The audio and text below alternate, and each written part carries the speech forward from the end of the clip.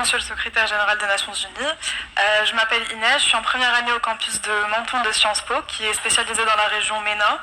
Et donc ma question va se poser à peu près sur cette région-là, plus précisément l'Afrique du Nord, et la question du Maroc et du Sahara qui pose problème au niveau de la sécurité et de la paix de la région.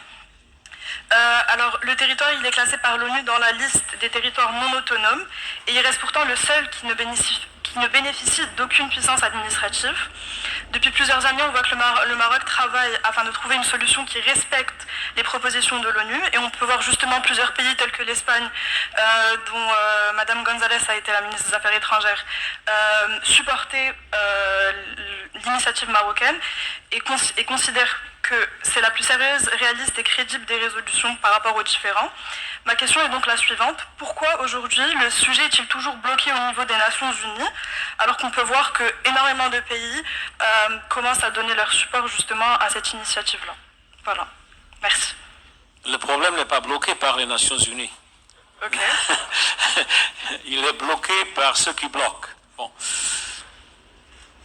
La situation du Sahara occidental a été créée au moment où l'Espagne a abandonné le territoire, et l'Espagne a fait un accord pour que le territoire soit partagé entre le Maroc et la Mauritanie sans aucune autodétermination. Oui. Après, la Mauritanie a compris qu'il y avait des problèmes et est sortie, et le Maroc a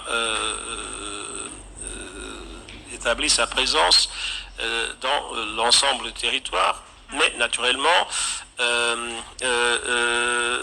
il y a le Front Polisario qui aspire à l'indépendance du territoire. Bon, les Nations Unies ont deux actions.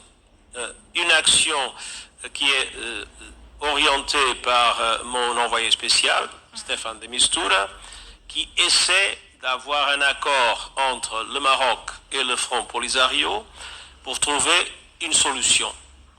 Le Maroc considère que la solution est dans le cadre de la souveraineté marocaine par l'autonomie. Le Front Polisario considère qu'il y a un droit à l'autodétermination qui doit être résolu par le biais d'un référendum. C'est une division qui, jusqu'à présent, on n'a pas réussi à surmonter. On a essayé plusieurs formes d'action pour générer la confiance. Moi-même, quand j'étais haut commissaire aux réfugiés, on organisait des voyages d'avion pour que les gens puissent visiter leurs familles entre les camps de réfugiés et ceux qui étaient dans le territoire. Mais la situation reste bloquée. Les deux positions continuent complètement séparées. En même temps, le Maroc a établi un mur sur le territoire qui laisse une partie à l'est du territoire sans une présence effective marocaine. C'est là que le Front Polisario s'est établi, et nous avons une force de maintien de la paix, la MINURSO, dont l'objectif est d'éviter qu'il y ait une confrontation.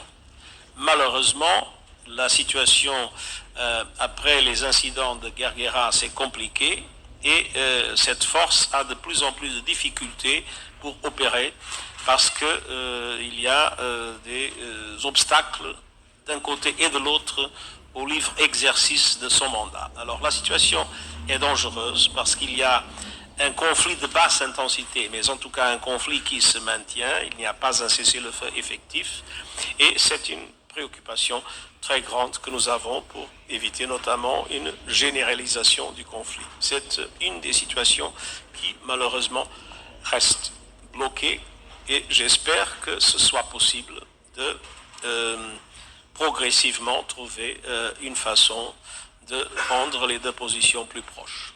On l'espère aussi. Merci beaucoup. Merci.